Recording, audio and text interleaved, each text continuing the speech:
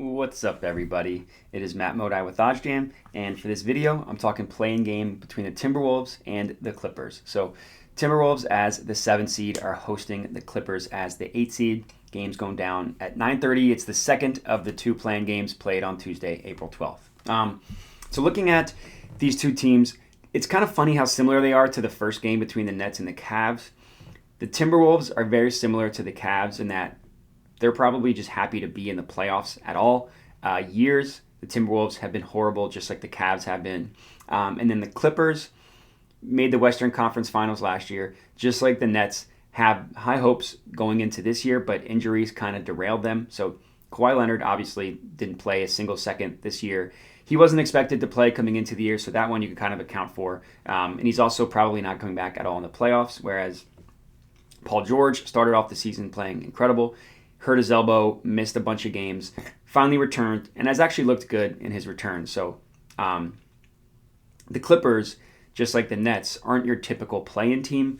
Granted, the Clippers are more so because they're missing Kawhi Leonard. But looking at this matchup specifically, so the Timberwolves, surprisingly enough, actually rated pretty well according to the NBA net rating and advanced analytics and stuff. They have a better net rating than teams like, these Clippers, which isn't that surprising, but better than the Sixers, better than the Nuggets, better than all the other all the other play-in teams. The Timberwolves have a better net rating than. They also rated pretty well defensively, which is probably what has contributed the most to the Timberwolves actually being a winning team. Last year, they had the third worst defense in the entire NBA. This year, they're in the top half. I think they're like 12th in defensive net rating. And that's huge for a Timberwolves team. That was always what was holding them back, was their defense. They could always score with the best of them. Karl-Anthony Towns is an incredibly talented scorer. He's one of the best shooting big men in the game currently. Really good player. Always struggled defensively. But this year, he's been better than he has, but the real reason why the Timberwolves have been a better defensive team, coaching has helped, 100% coaching has helped, but adding someone like Patrick Beverley, I really think has contributed to that. He just brings a different mindset, refuses to take a play off, someone that has had the grind for everything he has in his career, not based on talent. I also think that, a couple of secondary players like Jared Vanderbilt has helped on the defensive end. Obviously, the rising stars. Cat is a star. Rising star Anthony Edwards, I think, is incredibly obviously important for the Timberwolves. I'm not a huge D'Angelo Russell guy, but he can get hot. He can win some games for them, and he's not a terrible passer. On the Clippers side, without Kawhi Leonard, obviously their ceiling is much lower than it could be with him. But I have a ton of respect for this Clippers team. They're incredibly well coached. Ty Lue has done wonders for the Clippers, I think, in his first 2 years. Doc Rivers coached that team for years, and my main issue with Doc Rivers as a head coach, as a 76ers fan, is he refuses to make any adjustments, either over the course of a season and then also within game. He plays exactly how he plays his style, and he's not going to relent on that. Whereas Ty Lue has been somewhat of a mad scientist in his first 2 years with the Clippers.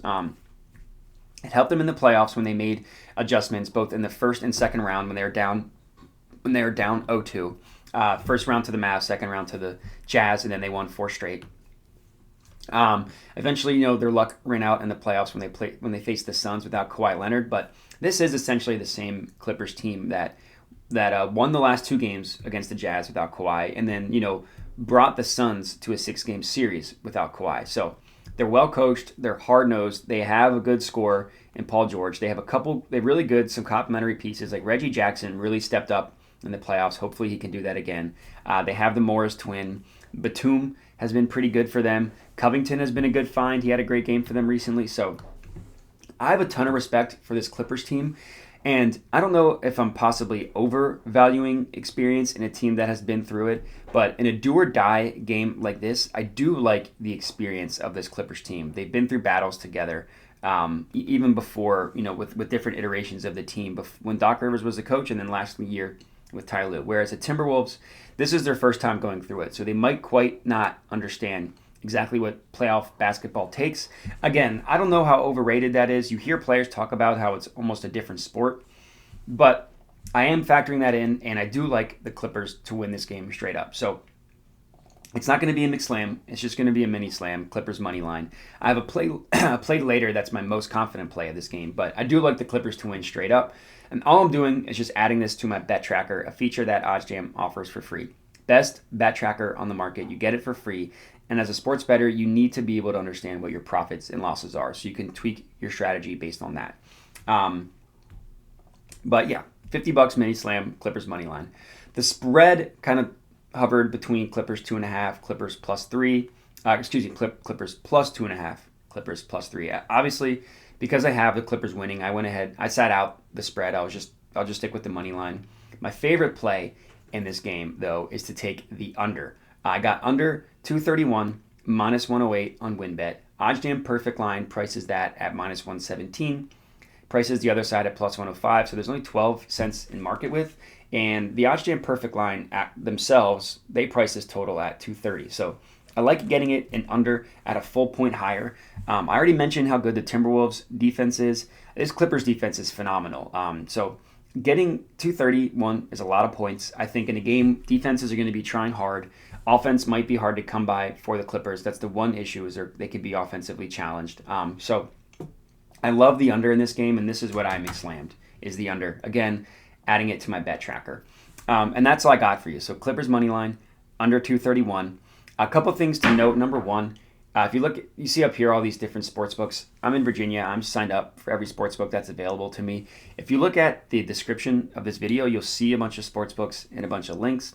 If there's a sports book that you're not signed up with, I can't recommend enough signing up, using those links. And then you can use OddsJam to convert those free bets you have into cash. Either you can arb it for guaranteed profit. You can actually convert it just to straight cash 1-to-1. Or what I like to do is use them on a positive EV play that's plus money and let it ride. Either way, as a sports bettor, you're doing yourself a disservice if you're not signed up for every book that is available to you. So definitely sign up. And like I said, that's all I got for you. So Clippers money line, under. If you're tailing those two picks, would love to hear it. You can hit me up at my Twitter handle below. You can also comment on the video, provide your feedback that way.